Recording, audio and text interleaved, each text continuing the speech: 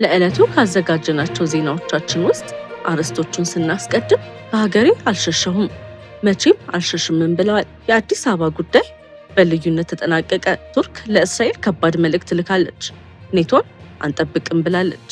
ሱዳን የኢትዮጵያን ድሮን መተን ጥለናል አለች። በኩርኩም አካባቢ ተመቷል የሚል ዜናም ተገኝቷል። ሰላም የተከበራችሁ የሀበሻ ጎልድ ዜና ዩቲዩብ ቤተሰቦቻችን፣ በዛሬው ስርጭታችን ውስጥ አስደናቂ ክስተቶችን፣ የፖለቲካ፣ የኢኮኖሚ፣ የማህበራዊና ሌሎች ወቅታዊ ጉዳዮችን በዝርዝር ልናቀርብላችሁ ተዘጋጅተናል። እስከ ቪዲዮ መጨረሻ ድረስ ከኛ ጋር አብራችሁ እንድትቆዩ በታላቅ አክብሮት እንጋብዛችኋለን። ከኛ ጋር በመቆየት አንዳችም ጠቃሚ መረጃ እንዳያመልጣችሁ ያድርጉ።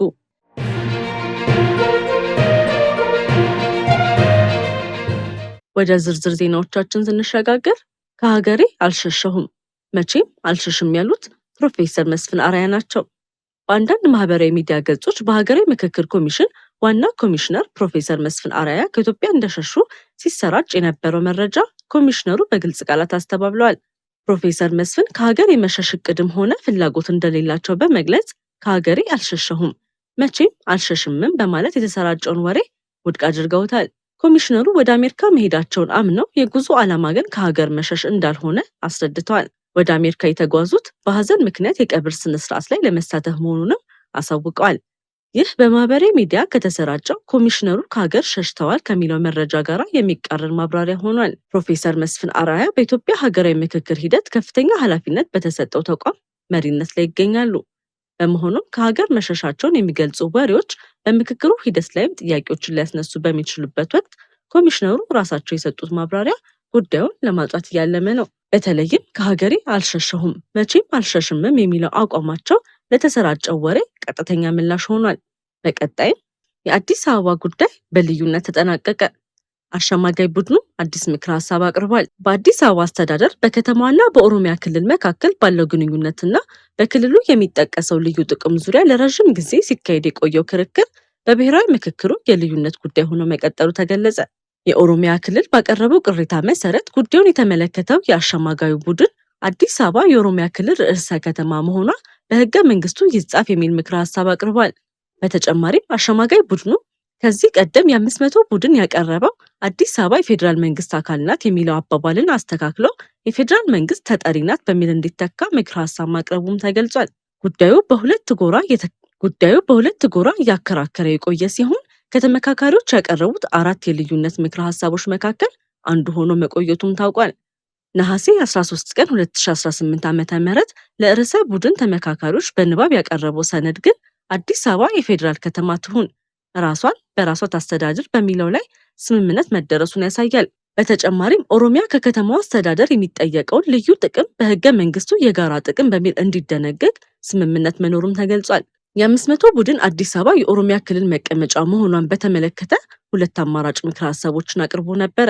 ክልሎች የራሳቸውን መቀመጫ እንዲወስኑ በህገ መንግስቱ ድንጋጌ እንዲካተት፣ በህገ መንግስቱ አንቀጽ 47 ወይም አግባብ ባለው አንቀጽ አዲስ አበባና ኦሮሚያ ክልልን የሚመለከቱ ጉዳዮች በህግ እንዲወሰኑ የሚያስችል ድንጋጌን እንዲያካትት። የኦሮሚያ ተወካዮች በዚህ ጉዳይ ቅሬታ ካቀረቡ በኋላ የብሔራዊ ምክክር ኮሚሽኑ የክልል ጉባኤ በመጥራት ከዚያም አሸማጋይ ቡድን ማቋቋሙን ገልጿል። የአሸማጋይ ቡድኑ የደረሰበት ምክረ ሀሳብ ለምክክር ኮሚሽኑ ኮሚሽነር ዮናስ አዳዴ ለ4000 ጉባኤተኞች በንባብ ማቅረባቸውም ታውቋል። ኮሚሽኑ ግን ከቀረቡት የተለያዩ ምክረ ሀሳቦች ውስጥ የትኛውን እንደሚቀበል እስካሁን በግልጽ አላሳወቀም። ነገር ግን ከመጀመሪያው ጀምሮ የቀረቡት ውሳኔዎችን መርምሮ ለሀገር የሚበጅ ብሎ ያመነበትን ውሳኔ እንደሚያሳልፍ መግለጹ ተገልጿል። ስለዚህ የአዲስ አበባ ጉዳይ እስካሁን በሙሉ የተወሰነ ሳይሆን የተለያዩ ምክረ ሀሳቦች ቀርበውበት በመጨረሻ የኮሚሽኑ ውሳኔ እንደሚጠበቅበትም ተነግሯል። በቀጣይም ቱርክ ለእስራኤል ከባድ መልእክት ላከች። ኔቶን አንጠብቅም ብላለች። በአንካራና በቴል አቪቭ መካከል የነገሰው ውጥረት አስደንጋጭ ወደሆነ ደረጃ መድረሱ ተገለጸ። ቱርክ የኔቶ ወታደራዊ ድጋፍ ሳትጠብቅ እስራኤልን በራሷ አቅም ለመጋፈጥ ዝግጁ መሆኗ ተዘግቧል። ኔቶ ድጋፍ ባይሰጥም ቱርክ ራሷን ትችላለች በሚል አቋም መንጸባረቁ በክልሉ የጸጥታ ስጋትን ከፍ አድርጎታል። ቱርክ ከኔቶ አባል ሀገራት አንዷ ብትሆንም ከእስራኤል ጋር ቀጥተኛ ግጭት ቢፈጠር የአሜሪካን ወይንም የኔቶን ቀጥተኛ ወታደራዊ ድጋፍ እንደምትተማመን አይጠበቅም። እስራኤል ደግሞ ከዋሽንግተን ጋር ጠንካራ ስትራቴጂክ ግንኙነት ያላት በመሆኗ ቱርክና እስራኤል በቀጥታ ቢጋጩ ዋሽንግተን ከባድ የዲፕሎማሲ አጣብቂኝ ውስጥ ልትገባ ትችላለች። አንካራና ቴልአቪቭ ወደ ቀጥተኛ ግጭት ከገቡ ውጤቱ በሁለቱ ሀገራት ብቻ የሚወሰን አይሆንም። የኔቶ የአሜሪካና የመላው የመካከለኛው ምስራቅ የጸጥታ ስርዓት ሊናወጥ እንደሚችልም ይጠበቃል። በቀጣይም የኢትዮጵያን ድሮን መተን ጥለናል። የሱዳን መከላከያ ሚኒስቴር የኢትዮጵያን ድሮን መቶ መጣሉን ማስታወቁ ተዘግቧል። የሱዳን ባለስልጣናት እንደገለጹት ድሮኑ በብሉ ናይል ግዛት በኩርኩም አካባቢ በአየር ላይ ሲንቀሳቀስ ከታየ በኋላ በሱዳን የአየር መከላከያ ኃይሎች ተመቶ መዶቅን ገልጸዋል። የሱዳን መከላከያ ሚኒስቴር ድሮኑ የጠላት ድሮን በማለት ገልጾ በኩርኩም አካባቢ ሲበር ከታየ በኋላ የአየር መከላከያ እርምጃው ወስዶ እንደተመታም መግለጹ ተዘግቧል። የሱዳን ባለስልጣናት እንደገለጹት ድሮኑ በብሉ ናይል ግዛት በኩርኩም አካባቢ በአየር ላይ ሲንቀሳቀስ ከታየ በኋላ በሱዳን የአየር መከላከያ ኃይሎች ተመቶ ወድቋል። የሱዳን መከላከያ ሚኒስቴር ድሮኑን የጠላት ድሮን በማለት ገልጾ በኩርኩም አካባቢ ሲበር ከታየ በኋላ የአየር መከላከያ እርምጃ ወስዶ እንደመታውም ተዘግቧል። ይህ የሱዳን መንግስት ድሮኑ ከኢትዮጵያ ጋር የተያያዘ ነው የሚል ክስም ማቅረቡን ያሳያል። ሆኖም የድሮኑ ትክክለኛ ባለቤትነት፣ የበረራ ዓላማና በምን ሁኔታ በኩርኩም አካባቢ እንደደረሰ በተናጠል ማረጋገጫ ያስፈልገዋል። የሚያስጨንቀው ነገር ግን ኩርኩም አካባቢ በሱዳንና በኢትዮጵያ ድንበር አቅራቢያ የሚገኘው ስትራቴጂካዊ አካባቢ በመሆኑ የአንድ ሀገር ወታደራዊ ድሮን በሌላ ሀገር የአየር ክልል ውስጥ ተገኝቶ ተመታ የሚለው ዘገባ በሁለቱ ጎረቤት ሀገራት መካከል ያለውን ወታደራዊና ዲፕሎማሲያዊ ጥርጣሬ ሊያባብስ የሚችል ክስተት ነው። በተለይም ሱዳን በአሁኑ ወቅት በከባድ የውስጥ ጦርነት ውስጥ እያለች በመሆኑ የድሮኖች እንቅስቃሴ በድንበር አካባቢ ተጨማሪ የጸጥታ ስጋት ሊፈጥር ይችላል። ይህ መረጃ እስከቀረበበት ሰዓት ድረስ የሱዳንን ክስ የሚያረጋግጥ ወይንም የሚያስተባብል የኢትዮጵያ ይፋዊ መግለጫ በዚህ ዘገባ ውስጥ አልተካተተም። የተወደዳችሁ የሀበሻ ጎልድ ዜና ዩቲዩብ ቤተሰቦቻችን ለዛሬ ያዘጋጀናቸው ትኩስ አስፈላጊና ሰበር መረጃዎቻችን እስከዚህ ድረስ ነበሩ። ጊዜያችሁን ሰጥታችሁ ከኛ ጋር ስለነበራችሁ ከልብ እናመሰግናለን። ሁልጊዜ ፈጣን፣ ትክክለኛ፣ የተረጋገጠና ሚዛናዊ ዜና እንዲደርሳችሁ በየቀኑ በትጋት እየሰራ እንገኛለን።